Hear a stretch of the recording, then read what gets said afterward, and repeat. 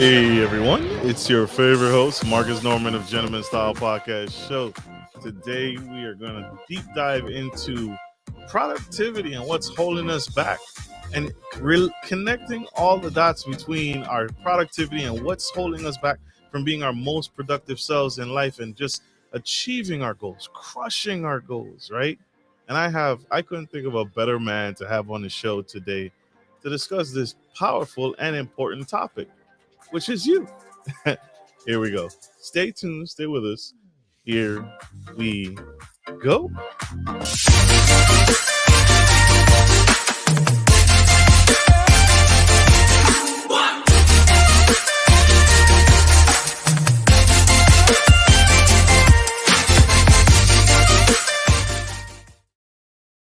Hey everyone, it's your favorite host, Marcus Norman of Gentleman Style Podcast Show, your favorite host. And today I have come into the stage Mr. Daniel. He is the co-founder of his company called Spacemakers, which is a productivity consulting group for busy leaders on the go. He also wrote the book, literally wrote the book. His book, Spacemaker, is how to unplug, unwind, and think clearly in the digital age. This award-winning bestseller won the Australian Business Book Awards of 2021 in Best Personal Development Book to date. And we are going in, and he's probably on track to win it this year again.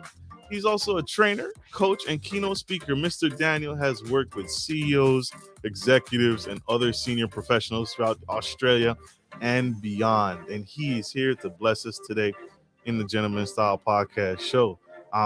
Help me welcome to the stage the incredible Daniel Side. Hi, how are you, Marcus? It's good to be on the show. It's good to have you. Welcome. Thank you for joining us today, Mr. Daniel. How are you? How you feeling? Yeah, I'm really good. I'm great. It's a beautiful morning here. I know it's the afternoon or evening where you are. Yes, sir. I it's even though it's evening, the sun has been out all day, but it's been freezing. So absolutely all over the place. But I love it nonetheless. I woke up today. Sounds good to me. Mr. Daniel, sir, your resume is extensive. You have an incredible mind. You could do anything. You literally set your mind to anything. What set you on the path to go down, motivating and encouraging and coaching people to be their most productive selves? Yeah, so look, I used to be a physiotherapist, or you might call it a physical therapist in the US. And, I treated patients, and then I ended up being a manager in health. And what I found is that in health, you can tell people to exercise and you can tell them to, look after their physical health. But unless somehow you motivate people's heart and help understand where people are coming from in terms of their story and their beliefs, then it's very hard to motivate them to really live a healthy life. And then I found in management and leadership that same principle was really true with productivity, that we need to shift our mindset and our beliefs in order to change the way in which we work. And so I just became really passionate about helping leaders like myself to shift the way they work by changing one small habit at a time. And by changing those tiny habits, you can get your inbox to zero and then somehow organize your life with a to-do list and then have better practices when you wake up in the morning and better practices when you go to bed. And it starts to change the way in which you achieve your goals. And I just got really excited about seeing that in my life. And so I train other people to do the same. So I left being a physical therapist, and I made up this profession, which I didn't know was a profession, called productivity consultant. That was about a decade ago, and I've never looked back. It's been a great journey to learn how to help people with their habits. I forgot to mention, y'all, he has a heart of gold. Mr. Daniel, thank you for that, and thank you for doing what you do and making up this profession, because it's so necessary, right? Entrepreneurs, that's what we do. We create things that are necessary. Those are the best types of entrepreneurs, and those are the people that do well in life. You coach to this, you mentor to this, you've taught CEOs, executives alike. What is the common theme that you are seeing in your experience that we're lacking focus, we're lacking productivity within ourselves and our lives and our business? What's the common denominator, and how can we fix it? Yeah. So look, ever since I've done this work and coach leaders and managers and executives, everyone has been busy. You know, we are busy. We run from thing to thing, and there's this sense of distraction, and there's this sense that we're always running behind, and there's not enough buffer or not enough margin in our life to really think and make space and rest, which is why we called our company Spacemaker because that idea of having space to just slow down and make really good plans and to have good connections with other people and to rest at a deep level. That space is really precious and people need it. So that's been there for a long time. But I've noticed some stuff that's happened probably in the last 3 to 5 years, particularly in and around the lockdown of COVID. But even before that, I could see the trends happening where there's something about our relationship with digital technology and the fact that we're always online and that we're constantly connected to this phone or to our laptop or a device from the moment we wake up, you know, almost to the moment we go to sleep. There's something about our habits digitally and our relationship with technology that is creating a particular type of distraction where even the small moments where we could pause and just pay attention to the sunrise, sit on the bus and just pay attention to our surroundings, or on the train, or or commuting. The small moments when we're with our children and when we know we really want to give them our attention, but they're distracted with their devices and we're distracted with our devices. We're really losing space, and that lack of space is impacting our heart. It's impacting our health, our happiness, and it's actually digital overuse is impacting our productivity. And this is interesting because we need a new set of skills and a new set of productivity habits to really thrive in the digital age. And I call them the space making habits, which is why I wrote this book. I wrote it because I realized that there is a new set of productivity habits that we need, which are about unplugging and unwinding and thinking clearly without a screen so that we can use technology well when we use it. Now, does that make sense? Makes perfect sense. It makes perfect sense, and it begs the question: are we messing up as a society? Are we doing this completely wrong? Is technology in the digital age? Is technology too much? Is it the wrong time? And how do we fix that? You teach to this again, and you mentor to this. When is the right time to incorporate technology? I know you literally wrote the book on this. Can you spill some tea on this? Yeah. So I think the problem is when we use it too much. I mean, Elon Musk said that we're all cyborgs now. You know, we're half human, we're half man, and he's kind of right. You know, there's a sense where we can do things we could never do before, which is fantastic. You know, I'm communicating with you, and you're on the other side of the world, and we're live right now. So being a cyborg is pretty amazing, right? But there are times where you don't want to be a cyborg. You know, cyborgs like Darth Vader and the Terminator, they're not great at relationships, are they? You know, they have father issues. Uh, they struggle with silence and prayer. You don't really see Darth Vader kind of just enjoying the sunrise. But there is something about becoming a cyborg that takes away our humanity. So to answer your question, it's not that technology is bad and we should use it to its full effect. But there are some things that we cannot do on a screen, and we are losing those things. Look, the book began with this examination about how productivity and technology work, because I was obsessed to try to work out, why is it that some of the executives that I work with are really good at technology, but they're really bad at working. They get the wrong things done. They're frantic. People don't want to follow them because, and they work really hard, and they seem to use technology all the time, but they just seem to use it in the wrong way. And what I discovered is that you need technology to be productive. I mean, that's really clear. If you don't use the internet, if you don't use all the apps and tools available to us, then you're not going to be able to thrive in most businesses nowadays. A stone tablet.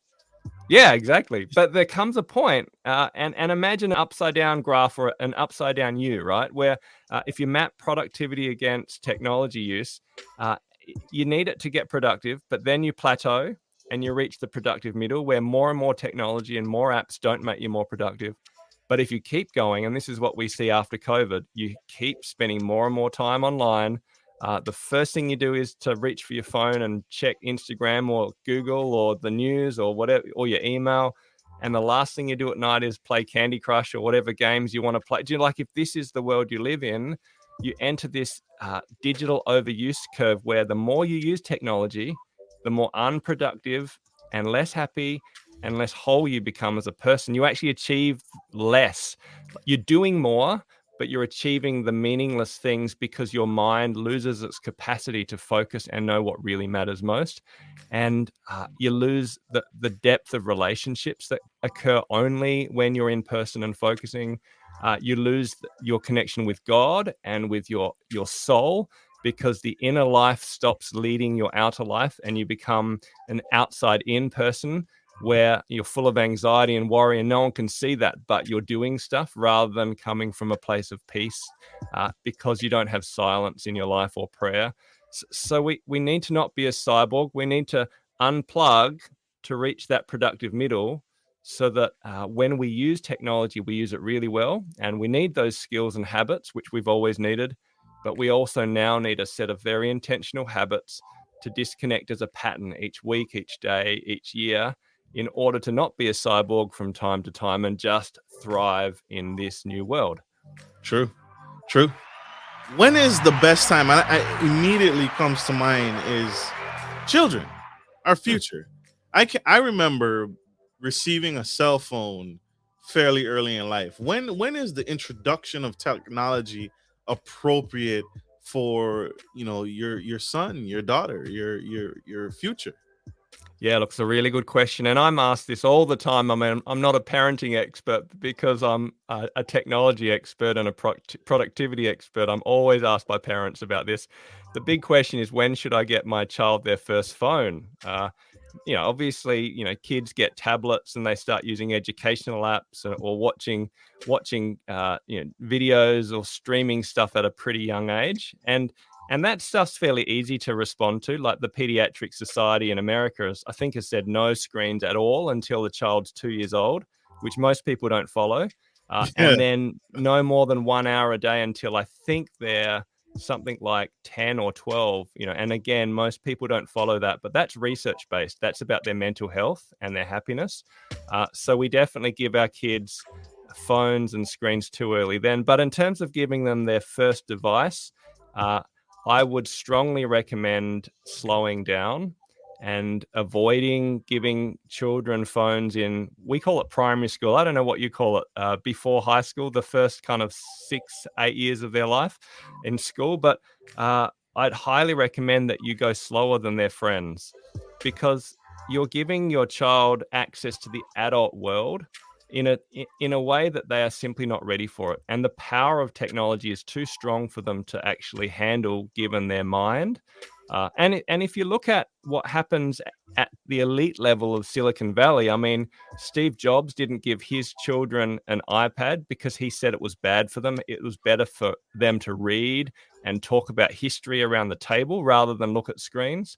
Sundar Pichai, who's the CEO of Google, he has limits on how much he uses his own screens and limits those for family. I know that Evan Spiegel, the CEO of Snapchat, only allows his stepson 45 minutes of screen time, I think, a week. So the people who create, I mean, Bill Gates never gave his children a phone until they were 14. So my point is, we are going faster than is safe for our children because of the commercial pressures and the pressures around us to give our kids devices early. I'm not giving my daughter her own phone, until she's 15 years old, which is like very, very late.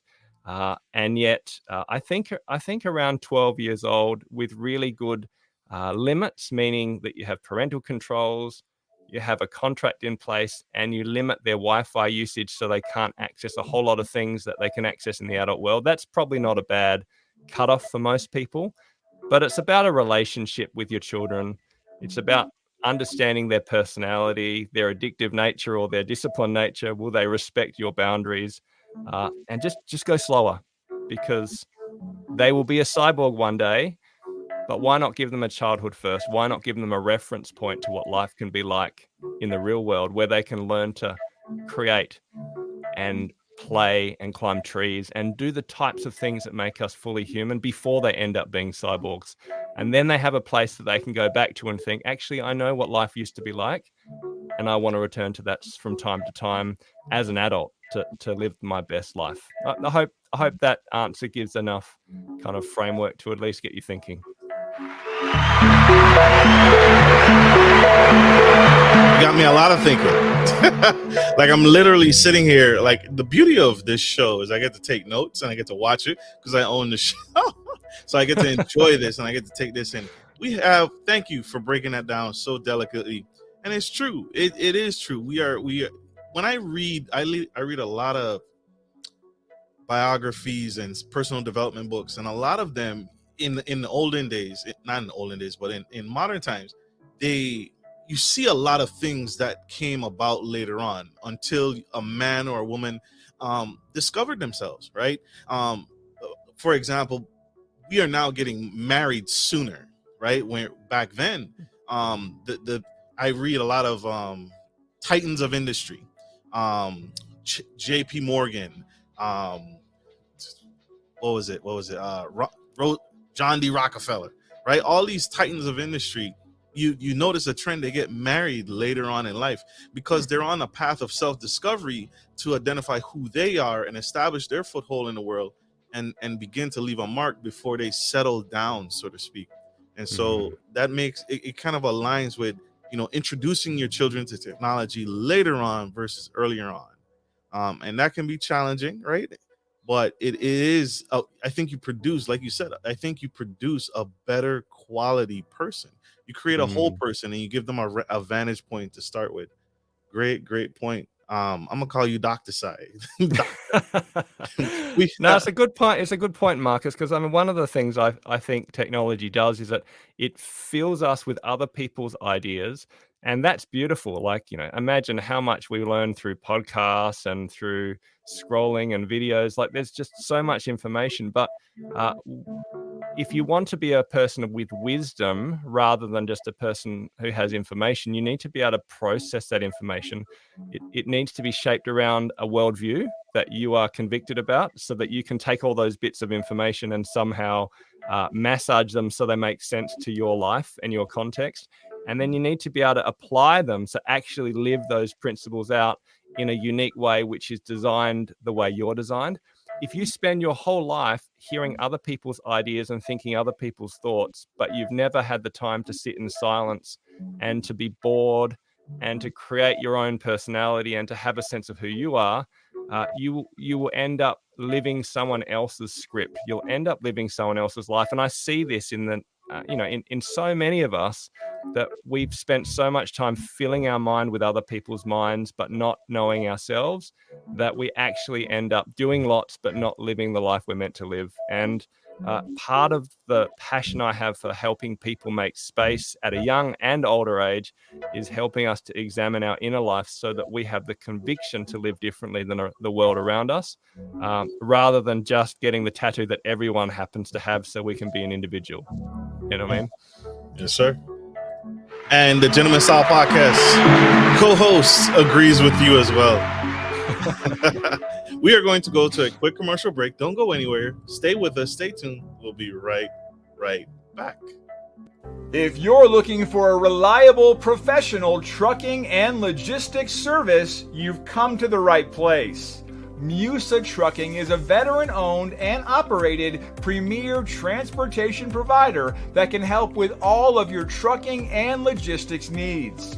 Musa is revolutionizing the trucking industry through strategic partnerships, the development of core personnel, and the use of cutting-edge technology. Our inventory system ensures that cargo ends up divided into the right trucks and reaching the correct destination. Our drivers are dedicated to transporting goods efficiently and safely. Contact us today to get started by visiting the website on the screen or by calling 757-756-5246.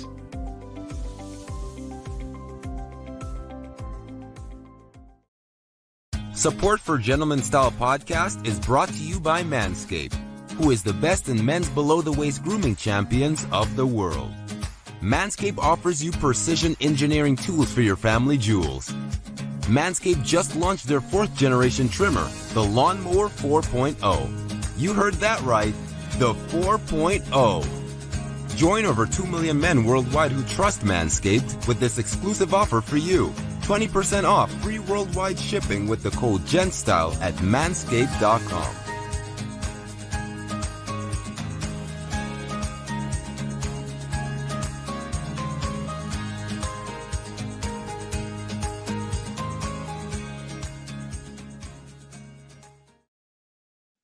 We are back to the Gentleman Style Podcast show.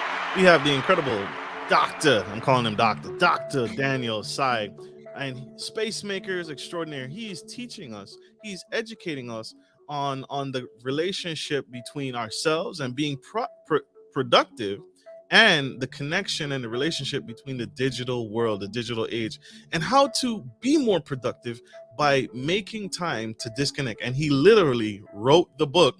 Can you hold it up for us, Doctor? Wrote the book on There you are. making time and making space. Doctor, what can readers expect from this book? What can my audience expect when they purchase their copy?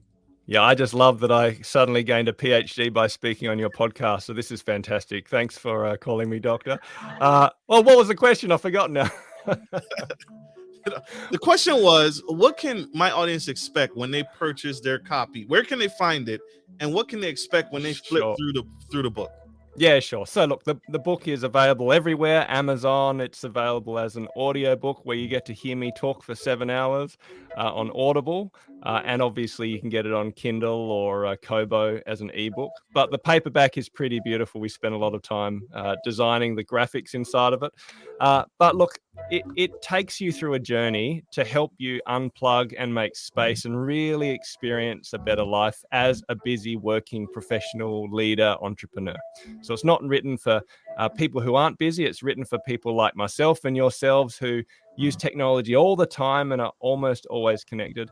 It takes you on a journey to change your paradigm, so your mindset and relationship with technology, to help you understand all the different factors that cause us to become so addicted to our devices.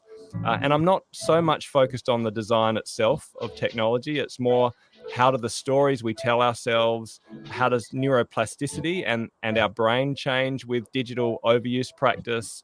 How does the power within our tools impact us? How do the loves and longings of our heart cause us to worship our devices? That kind of stuff. And once you change your paradigm, we move to the principles. And the principles are the principles of living well outside of a screen that we need to recapture. So principles like setting limits on technology, creating patterns in our life where we're living unplugged, where we're focusing on deep connective relationships, silence and solitude, and practicing rest in a really meaningful and specific way. And then the final part of the book is about the practices. So very specifically, how do you start and end your day without the phone by plugging your devices somewhere else, or charging them somewhere else? Or how might you have a digital free meal once a day with your children to help them with their learning? The research in that space is incredible, and it's so simple. I even give you questions to ask. It's like a how-to guide to unplug regularly. How might you have a digital Sabbath where you have a full day once a week without your phone, without checking email, without scanning social media, so that you can actually enjoy the beauty of life away from a screen?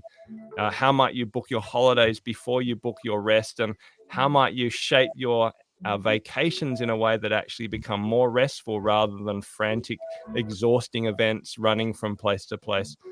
So there are 7 practices and a whole lot of specific ideas to really help you make space and return to that productive middle to be your best self in work and also in life. Love it. Love it. Love it. We have a question from our VIP sponsor, Miss Nikki Brown, in the audience. Thank you for your sponsorship. We appreciate you supporting the show. It helps us continue to get great, amazing guests like Mr. Sy. She asked, her first question is, how do we as parents turn things around for our children by limiting screen time. So it sounds to me we've made the mistake. We've already crossed over. We've gone over to the realm of we've already given our children access to technology. Or what tips can we potentially turn this around?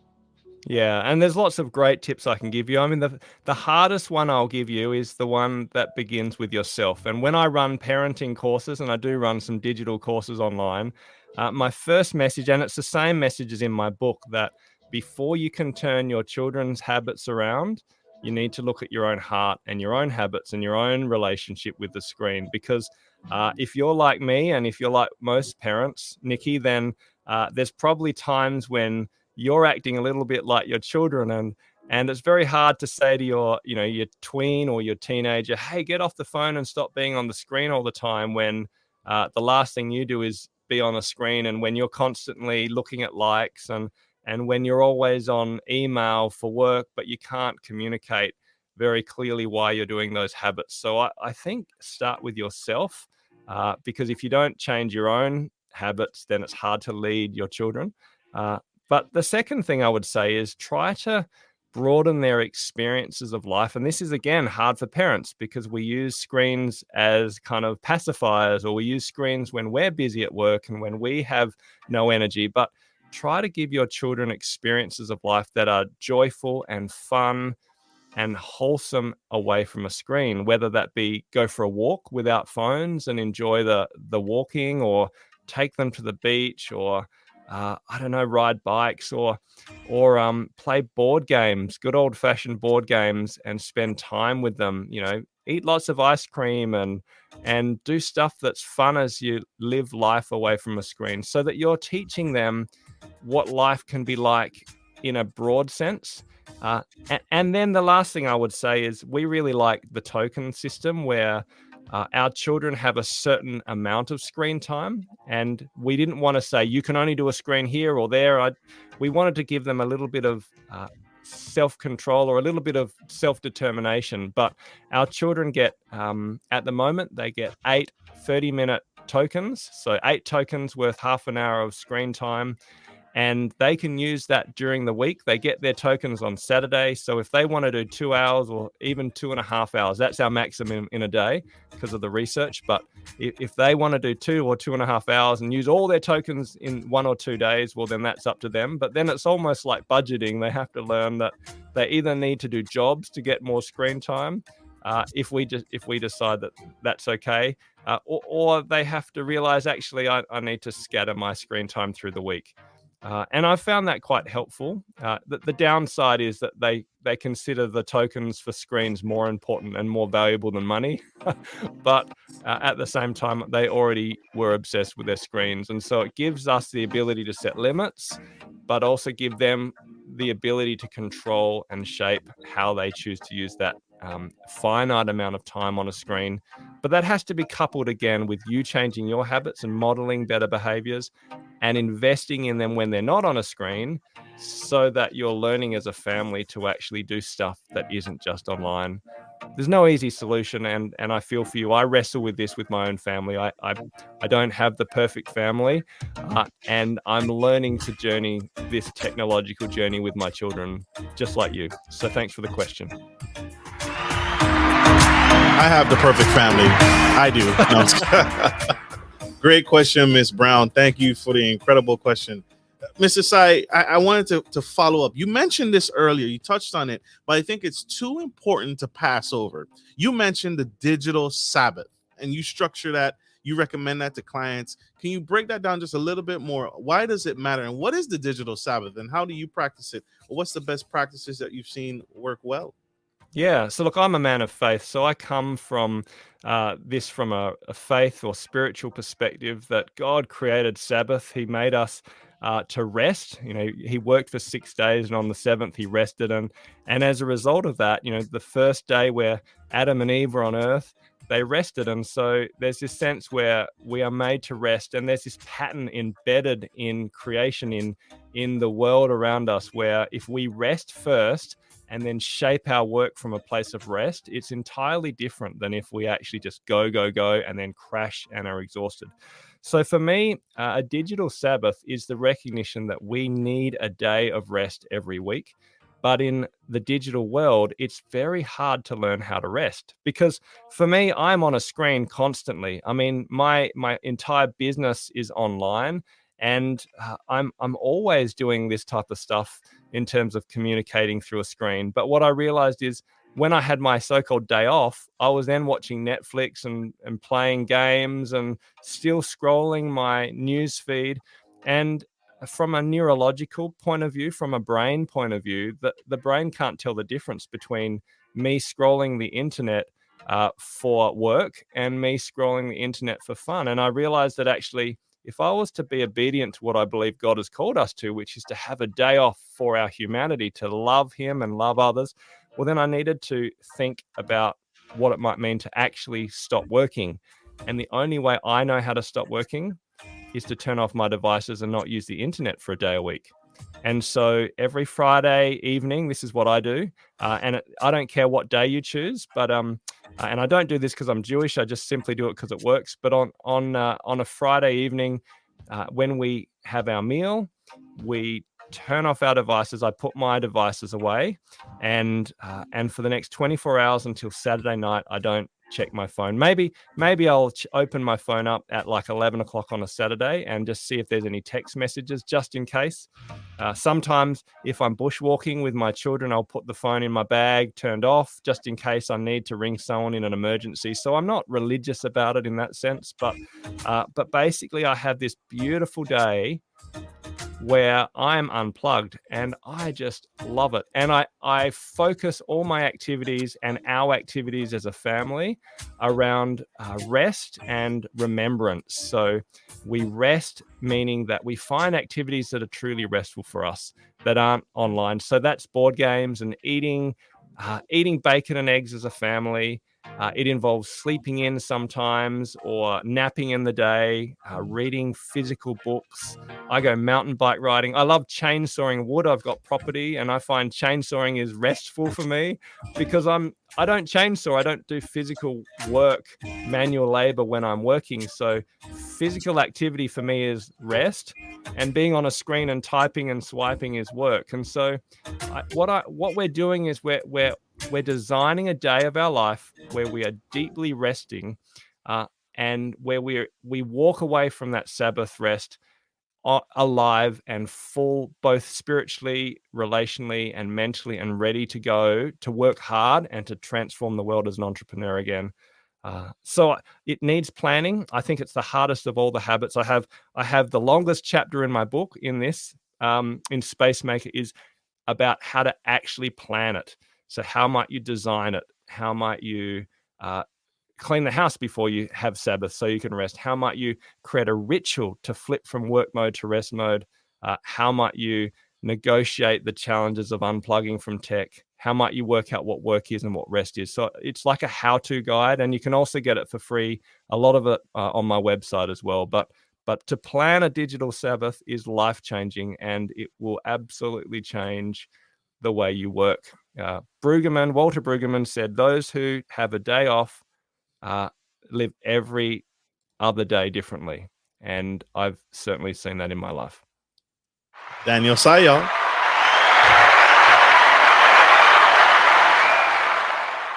Sir, this has been phenomenal. This is absolutely rock star material, and you I see, without even reading the book, without flipping the book, I see why it's an award-winning bestseller.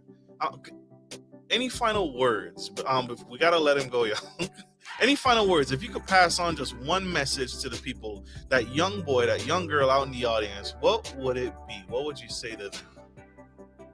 Yeah, look, if you feel overwhelmed by this, if you feel like you have no space, that you're running to a standstill, and that you're always distracted, don't walk away feeling condemned or feeling guilty.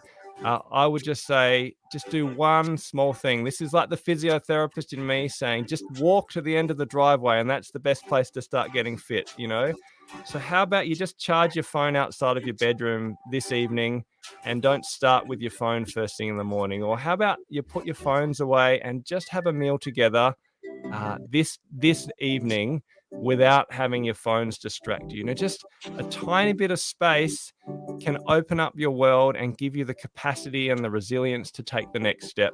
And I just encourage you, you can do this. A little bit of space and it will transform your life. Invest in being offline and being fully human, and you can do this. So yeah, good luck.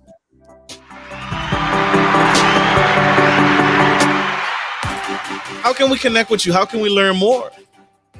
Yeah, I'd love you to check out my website. So I'm at Spacemakers, plural, spacemakers.com.au. Oh, there you are. You've got it on the website, on the video. I'd love you to grab my book and write an Amazon review if you like it. It would be really helpful to help other people know about the book. And you can download free digital Sabbath worksheets and videos to help you plan this if you're not quite sure about grabbing the book itself. And again, that's all available at my website, spacemakers.com.au. Follow the book links and you'll see the free chapters. So it'd be great to hear from you.